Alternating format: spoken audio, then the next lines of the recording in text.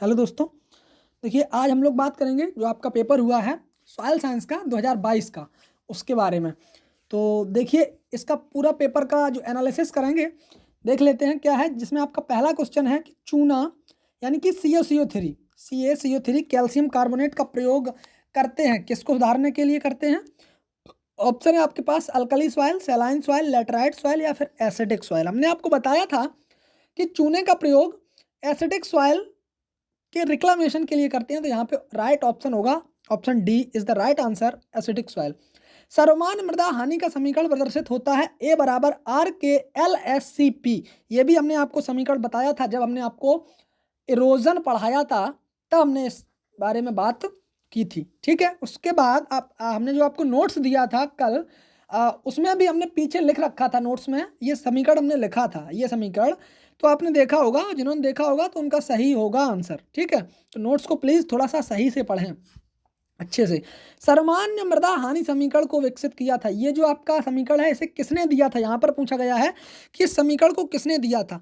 तो इस समीकरण को दिया था विस्मायर एवं स्मिथ ने। किसने दिया था? विस्मायर एवं स्मिथ ने दिया था। अगला क्वेश्चन है कि निम्नलिखित में से कौन वायु अपर्दन का प्रकार नहीं है। तो देखिए, एक तो साल्टेशन, यह वायु अपर्दन का प्रकार है। सस्पेंशन, यह भी वायु अपर्दन का प्रकार है। और आपका सरफेस क्रीप, यह भी वायु अपर्दन का प्रकार है। लेकिन इसमें आपका राइट आंसर है, राइट ऑप्शन है, वह है आपका इल्यूविएशन यानी कि निक्षेपण।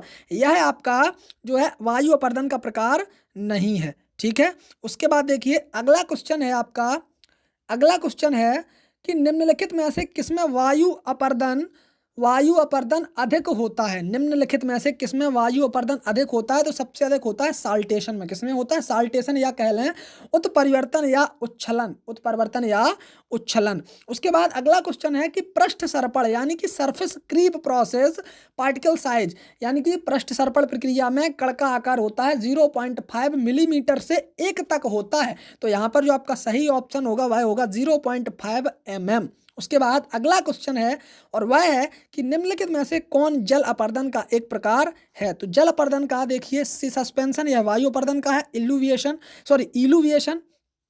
यह जो है आपका वायु अपर्दन का है। और सैलिनाइजेशन यह भी आपका वायु अपर्दन का ही है। लेकिन जो आपका सीड इरोजन होता है यह आपका किससे होता है? यह जो है आपका होता है सीड इरोजन, जो है यह आपका होता है वाटर इरोजन से। ठीक है, तो इसका जो आपका सही ऑप्शन होगा वह होगा आपका सीट इरोजन। उसके बाद देखिए अगला क्वेश्चन है अपशिष्ट सोडियम कार्बोनेट RSC की गणना की जाती है। इसका जो है आप सही ऑप्शन देख लेना, क्लियर कट नहीं है तो इसको थोड़ा सा हम छोड़ दे रहे हैं, आप देख लेना। ठीक है, लवणीय क्षारीय मृदा की विशेषता होती है, option C is the right answer. लवणीय क्षारीय मृदा की विशेषता ऑप्शन सी इसमें सही ऑप्शन होगा। जब हमने नोट्स प्रोवाइड कराए थे तो वहाँ पर हमने इसके बारे में बताया भी था। सैलाइन और लवणीय यानी कि सैलाइन और अल्कलाइन सॉइल में सभी बढ़े हुए होते हैं, सभी ज़्यादा होते हैं। तो देखिए इसमें EC भी ज़्यादा है, pH भी ज़्यादा है 8.5 से, और 15 ESP भी ज़्यादा है। हमने बताया था, यदि आपने गौर किया होगा तो ऑप्शन सही किया होगा, क्वेश्चन सही जाएगा आपका। जिप्सम की आवश्यकता है यानी कि जिप्सम रिक्वायरमेंट संबंधित है। जिप्सम की आवश्यकता होती है अल्कलाइन सॉइल के लिए। किसके लिए? अल्कलाइन सॉइल के लिए होती है। उसके बाद अगला क्वेश्चन है कि अपशिष्ट सोडियम कार्बोनेट के आधार पर किस किस युग्मता का सिंचाई जल पौधे के लिए, किस गुणवत्ता का सिंचाई जल पौधे के लिए सुरक्षित होता है। तो 1.25 से 2.5 का जो आपका 2.5 तक का जो आपका सिंचाई जल होता है वह उपयुक्त होता है। उसके बाद अगला क्वेश्चन है कि मृदा उपयोगिता वर्गीकरण के अनुसार कृषि के लिए उपयोगी वर्ग नहीं है। देखिए, पिछली बार क्वेश्चन आपसे पूछा गया था कि जो मृदा उपयोगिता वर्गीकरण के अनुसार कृषि के लिए उपयोगी वर्ग है, तो कृषि के लिए उपयोगी वर्ग है वह होगा 1 से 4 तक। लेकिन यहाँ पर पूछा है कि कृषि के लिए उपयोगी वर्ग नहीं है, तो यहाँ पर बहुत से लोग जल्दी में ऑप्शन पहला लगा के आए होंगे, लेकिन पहला ऑप्शन सही ना होकर के वहाँ पर 5 से 7 वाला ऑप्शन यानी कि ऑप्शन बी सही होगा, ऑप्शन बी सही होगा। ठीक है, उसके बाद देखिए अगला क्वेश्चन है कि निम्नलिखित में से कौन जल अपर्दन का प्रकार नहीं है। तो स्प्लैश, रिल और सीट ये तीनों आपके जल अपर्दन के प्रकार हैं, जबकि आपका सरफेस क्रीप इरोजन है यह आपका वायु यानी कि विंड इरोजन का प्रकार है। ठीक है, उसके बाद अगला क्वेश्चन है कि ढलान वाली भूमियों में, यानी कि यहाँ से आपको दिखाई दे रहा है रिमूवल ऑफ सॉइल लेयर। हमने कहा था कि एक लेयर सी जब ऊपर की पूरी लेयर बह जाती है तो उसे हम कह देते हैं सीट इरोजन। पूरी सीट की सीट बह जाती है तो उसे हम कह देते हैं सीट इरोजन। तो इसका राइट ऑप्शन होगा option C is the right answer, sheet erosion. उसके बाद अगला क्वेश्चन है कि उंगली के समान संरचना किस जल अपर्दन में बनती है। उंगली के समान संरचना किस जल अपर्दन में बनती है, यानी कि फिंगर लाइक स्ट्रक्चर अवनालिकाएं बनती हैं, किसमें बनती हैं, रेल। तो जो है आपकी रेल इरोजन में बनती है। किसमें बनती हैं, रेल इरोजन में अवनालिकाएं, यानी कि फिंगर लाइक स्ट्रक्चर बन जाती है। उसके बाद अगला क्वेश्चन है कि मृदा की जलमग्नता से होता है water logging for soil is accumulation of ammonium ion, यानी कि NH4 आयन का संचयन होता है। तो option A is the right answer, ammonium ion. उसके बाद अगला क्वेश्चन है कि निम्नलिखित में से जलाक्रांत मृदाओं को सुधारने का उपाय है। तो जलाक्रांत मृदाओं को सुधारने का सबसे बड़ा उपाय है उचित जल निकास करना। क्या करना, उचित जल निकास करना। उसके बाद आपका जो अगला क्वेश्चन है वह है कि निम्नलिखित में से कौन सा वृक्ष या पेड़ जलाक्रांत दशा के लिए उपयुक्त होता है। तो यूकेलिप्टस होता है। अगला क्वेश्चन है आपका जलमग्नता के कारण से क्या होता है, अम्लीय मृदा का पीएच मान कम हो जाता है। उसके बाद निम्नलिखित में से कौन सी उच्च लवण प्रतिरोधी फसल नहीं है। तो जो उच्च लवण प्रतिरोधी फसल नहीं है वह होगी आपकी कॉटन। कौन सी होगी, वह होगी आपकी कॉटन। उसके बाद अगला क्वेश्चन आएगा कि जिप्सम और आयरन पायराइड का प्रयोग किया जाता है। तो आपका जिप्सम और आयरन पायराइड का प्रयोग क्षारीय मृदा यानी कि अल्कलाइन सॉइल को सुधारने के लिए किया जाता है। भारत में अम्लीय मृदा का क्षेत्रफल 26 मिलियन हेक्टेयर होता है। उसके बाद देखिए अगला क्वेश्चन है कि निच्छालन आवश्यकता होती है। निच्छालन की आवश्यकता होती है, किसमें होती है, निच्छालन की आवश्यकता सैलाइन सॉइल में होती है। किसमें होती है, सैलाइन सॉइल में होती है। मृदा प्रदूषण का सबसे महत्वपूर्ण कारण है वह है आपका प्लास्टिक। यह आपका पहले पेपर यानी कि इकोलॉजी में भी यह क्वेश्चन पूछा गया था, जिसका ऑप्शन सही था ऑप्शन प्लास्टिक वाला। तो यहाँ पर भी इस क्वेश्चन को दोबारा से दोहरा दिया गया है आपके एक ही सेशन में। तो प्लास्टिक इसमें राइट ऑप्शन होगा। उसके बाद ये जो आपका 25 नंबर का क्वेश्चन है इसको आप देख लेना, क्लियर कर लेना, क्लियर नहीं है। रासायनिक विधि का प्रयोग हम लवणीय मृदा को सुधारने में करते नहीं है, लेकिन पूछा गया है कि रासायनिक विधि का प्रयोग लवणीय मृदा को सुधारने में करते हैं तो क्षारीय मृदा को सुधारने में करते हैं। यहाँ पे बहुत से लोग लगा के आए होंगे ए और बी दोनों, यहाँ पे आपको दिख भी रहा होगा ए और बी दोनों, लेकिन ए और बी दोनों नहीं होगा। क्यों, हमने जो नोट्स आपको दिए थे वहाँ पे हमने बड़ा बड़ा लिख रखा था जब हमने आपको रिक्लामेशन के लिए कुछ मेथड बताए थे, और वहाँ पे हमने एक डब्बे में बंद करके आपको चीज़ दी होगी, देख लेना। अभी भी नोट्स आपके पास प्रोवाइड होंगे, वहाँ पे देख लेना हमने दिया होगा ऐसे डब्बे में बंद करके कि सैलाइन सॉइल में किसी भी केमिकल का यूज़ नहीं किया जाता है। जब किसी भी केमिकल का यूज़ नहीं किया जाता है तो यानी कि रासायनिक विधि का प्रयोग हम लवणीय मृदा में नहीं करते हैं। तो यहाँ पे option B is the right answer, क्षारीय मृदा। उसके बाद अगला क्वेश्चन है कि भारतीय मृदा विज्ञान संस्थान स्थापित है कहाँ पर, भोपाल में स्थापित है। अगला है लवणीय क्षारीय मृदा में हरी खाद के लिए सबसे उपयुक्त फसल होती है, वह होती है ढैंचा। कौन सी होती है, वह होती है आपकी ढैंचा। और अम्ल वर्षा का मुख्य कारण है सल्फर डाइऑक्साइड तथा NO2। उसके बाद केंद्रीय मृदा लवणता अनुसंधान संस्थान स्थित है कहाँ पर, करनाल में स्थित है।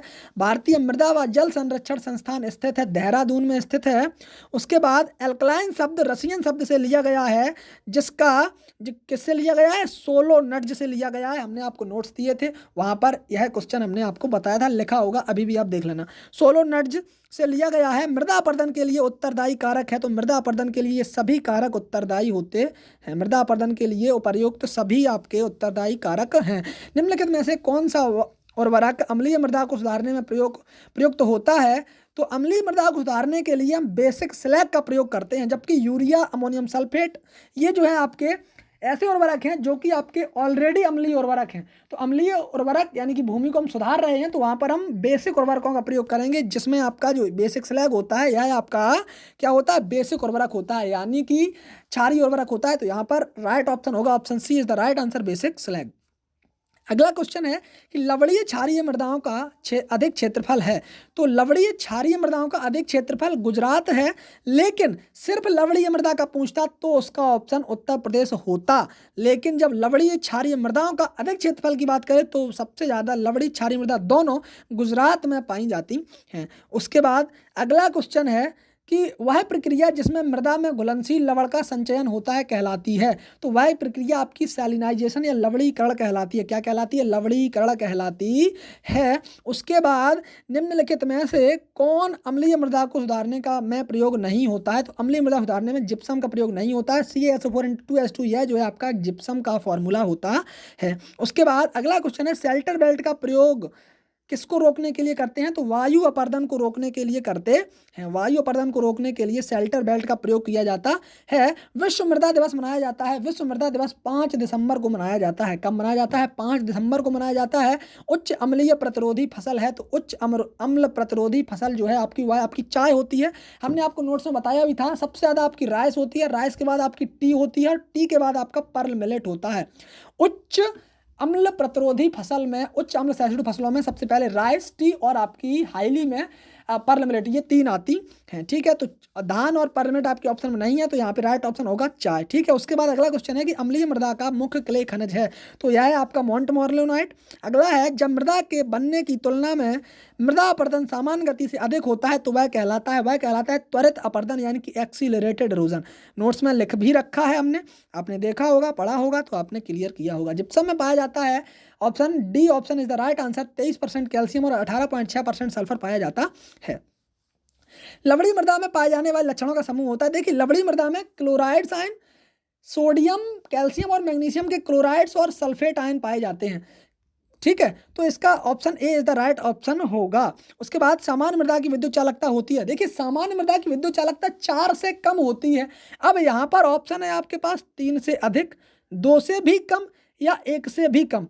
तो मेरे हिसाब से यहाँ पे ऑप्शन बी सही होना चाहिए, 3 से ज़्यादा।